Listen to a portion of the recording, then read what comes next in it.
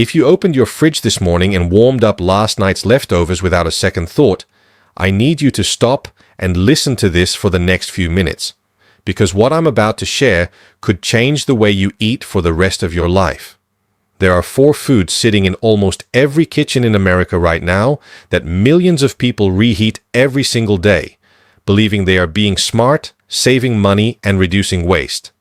But what most people don't know is that the moment you reheat certain foods, their chemistry changes. Proteins twist into new shapes, oils break down into harmful compounds, and in some cases, naturally occurring substances convert into things your body was never designed to process safely. I'm Dr. Watsun, and after years of studying how food behaves under heat, storage, and time, I want to walk you through exactly which 4 foods you should never bring back to the stove or microwave, why the science behind it matters more than most doctors ever tell you, and what you should do instead to protect your long-term health. Stay with me until the end, because the 4th food on this list is the one almost nobody talks about, and it might be sitting in your refrigerator right now. Let's start with something that feels almost too ordinary to be dangerous, and that is rice. Rice is one of the most consumed staple foods on the planet, and for good reason. It is affordable, filling, and versatile. But rice carries a hidden passenger that most people have never heard of, a bacterium called Bacillus cereus. This bacterium can survive the cooking process because it forms spores, tiny protective shells that allow it to endure high temperatures. Once your rice is cooked and you leave it sitting out at room temperature, even for a couple of hours, those spores can begin to germinate and multiply, releasing toxins as they grow. Here is the part that surprises most people. Reheating rice does not destroy these toxins. You can heat rice until it is steaming hot, and while you might kill some of the bacteria, the toxins that were already released remain stable and continue to pose a risk to your digestive system. Doctors have long associated repeated exposure to improperly stored and reheated rice with a condition sometimes nicknamed fried rice syndrome, which causes vomiting and digestive distress. But the deeper concern for those of us who think about long-term health is what constant low-level exposure to bacterial toxins and stress on the gut lining does over years and decades. Your gut is not just responsible for digestion.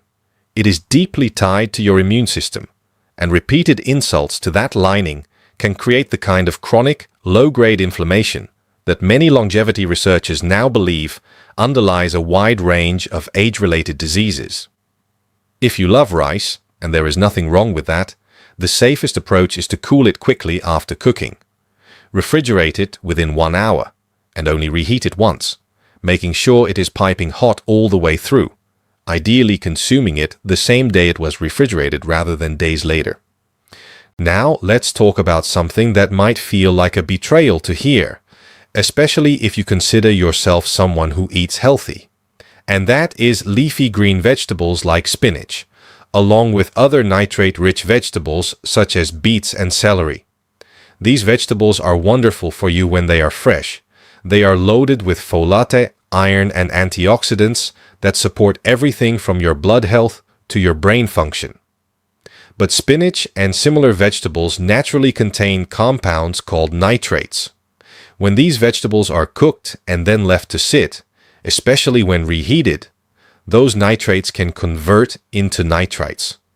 On their own, nitrites are not necessarily the villain, but when nitrites are exposed to heat again and combine with certain proteins or amino acids in the food, they can form compounds called nitrosamines.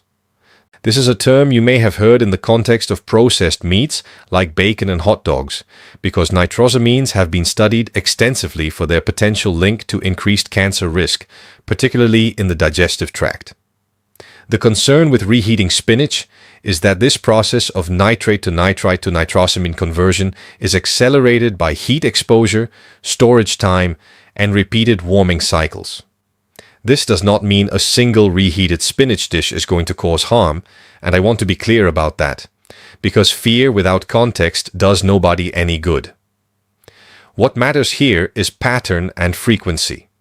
If you are someone who cooks a big batch of spinach or a green smoothie base on Sunday and reheats portions of it throughout the week, day after day, you may be creating repeated small exposures to these nitrosamine compounds. And it is that cumulative, repeated exposure over months and years that researchers who study cancer prevention are most concerned about. The safer approach is to cook leafy greens fresh in smaller portions. And if you do need to store them, keep the refrigeration time short, ideally consuming any cooked greens within a day and avoiding multiple rounds of reheating the same batch. The third food on this list might be the most common one in every household, and that is chicken. Chicken is a lean, high-protein food that nutritionists and doctors alike generally recommend, and I am not here to tell you to stop eating it. But the way chicken behaves when it is cooked, cooled, and then reheated is worth understanding. When chicken is cooked the first time, its proteins denature, meaning they unfold from their natural structure. This is completely normal, and is exactly what happens during any cooking process. The issue arises when that already cooked protein is cooled and then reheated a second time. The proteins can restructure again in ways that make the food harder for your digestive enzymes to break down efficiently. But the bigger concern from a food safety standpoint is bacterial growth during the cooling and storage phase. Chicken is an ideal environment for bacteria like Salmonella and Campylobacter to multiply if it is not cooled quickly enough or stored at the correct temperature. Reheating chicken does kill most active bacteria if you get it hot enough. But here is the catch that most people miss. Uneven reheating, especially in a microwave, often leaves cold spots within the meat where bacteria can survive even after the rest of the piece appears steaming hot. Over time, repeated exposure to undercooked reheating spots can lead to recurring, low-level gastrointestinal illness that many people brush off as just a sensitive stomach, when in reality it is a pattern of repeated bacterial exposure that is quietly stressing the gut and immune system.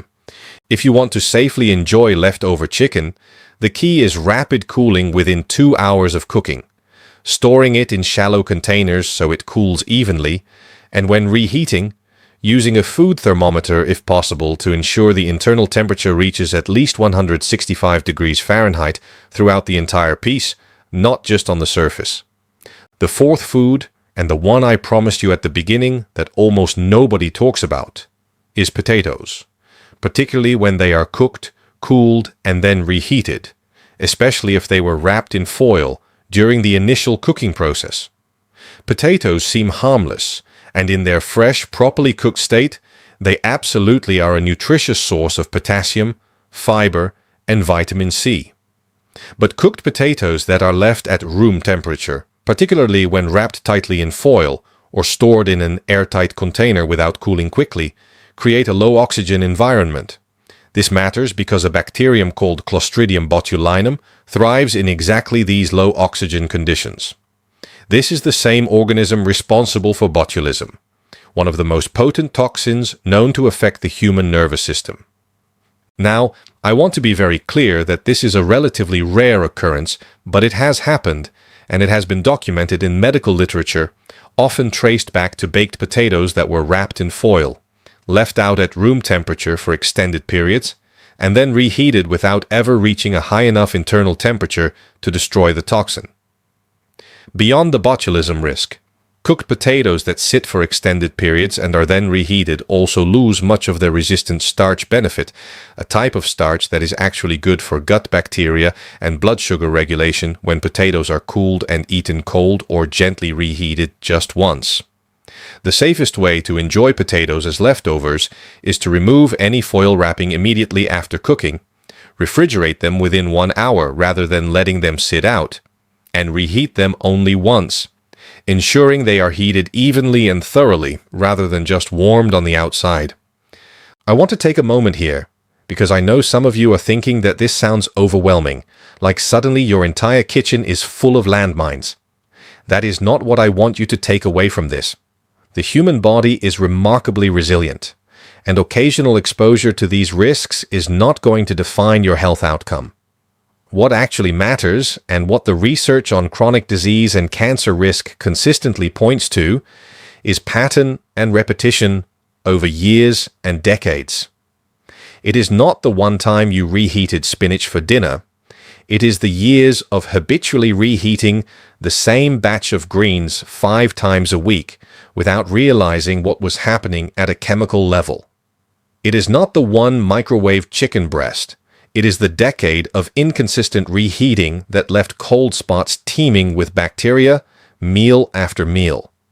Small, consistent choices compound over time, for better or for worse, and that is true whether we are talking about diet, exercise, sleep, or stress management.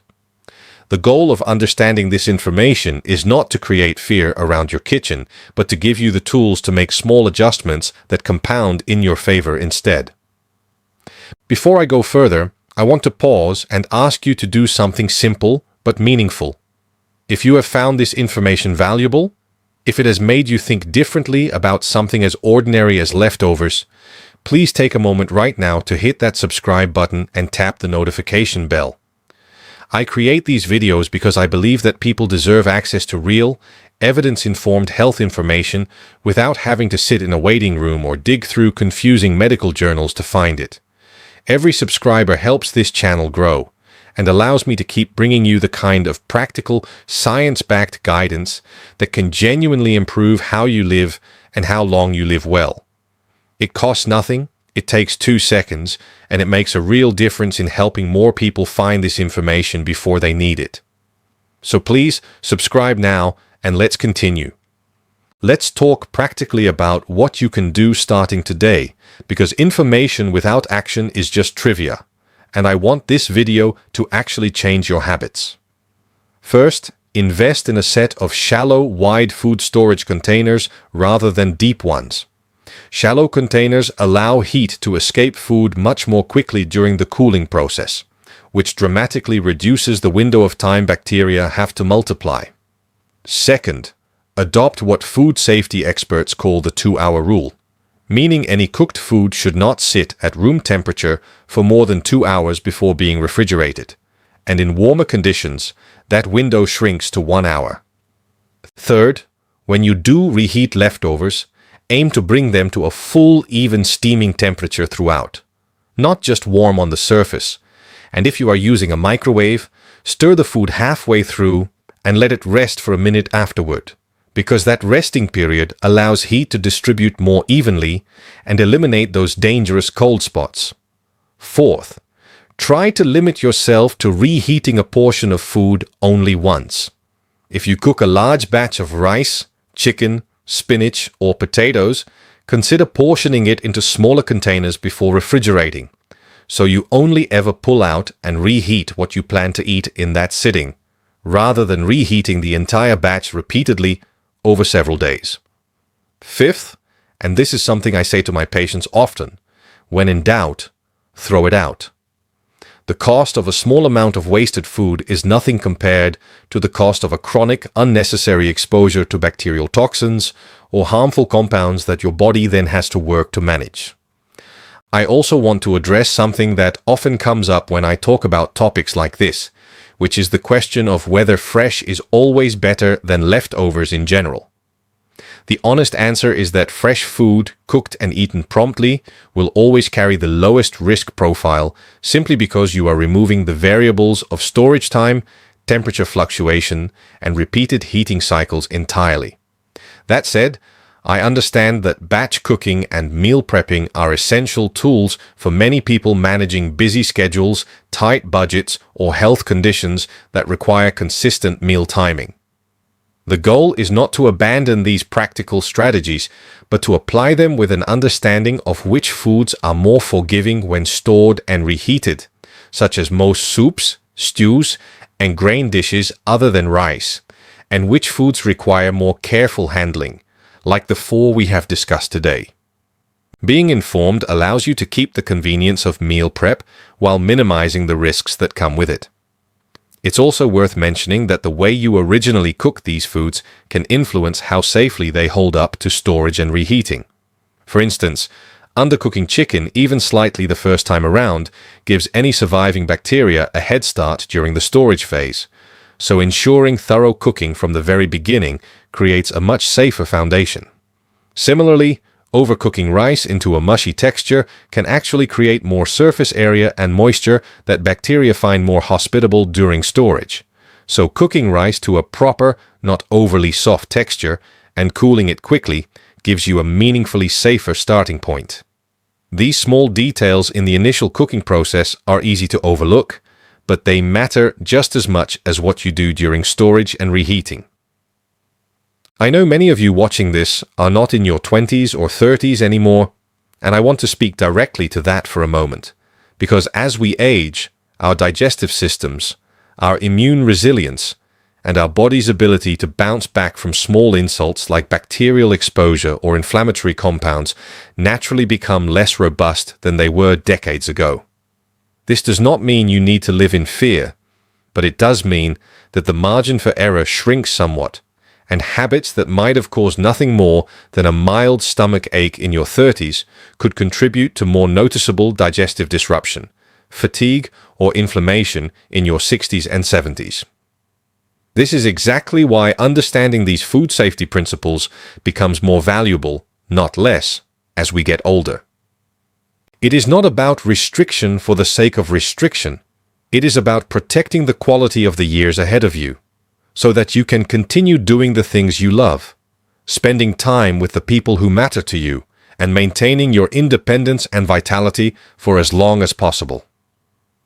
If there is one thing I hope you take away from this video, it is that small, consistent, informed choices in your kitchen are one of the most underrated tools you have for protecting your long-term health. You do not need to overhaul your entire life or throw away every container of leftovers in your fridge right now. You simply need to start applying a little more awareness the next time you store that pot of rice, that batch of spinach, that container of chicken, or that foil-wrapped potato.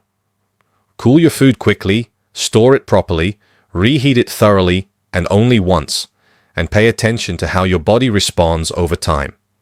These are not complicated rules, but they are rules that most people have simply never been taught, and now you have been. Before you go, I want to remind you one more time how much it means when you take a moment to support this channel. If this video gave you even one piece of information you did not know before, please subscribe to this channel so you never miss the videos that could genuinely protect your health and the health of the people you love. Share this with a family member or friend who reheats their leftovers without a second thought, because this information could help them too. Leave a comment below and let me know which of these 4 foods surprised you the most. I read every single one, and it helps me understand what matters most to you so I can keep making videos that truly serve you. Thank you for spending this time with me today. Take care of yourself, and I will see you in the next video. This video is intended for general educational and informational purposes only and does not constitute medical advice. The content presented reflects general food safety and nutrition science principles and should not be used to diagnose, treat, cure, or prevent any disease, including cancer.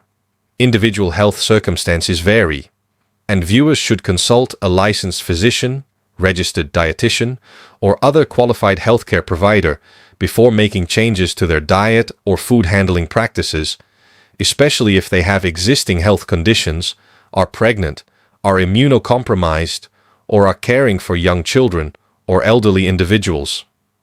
Dr. Watsun is a content persona created for educational health communication, and this video does not establish a doctor-patient relationship with any viewer.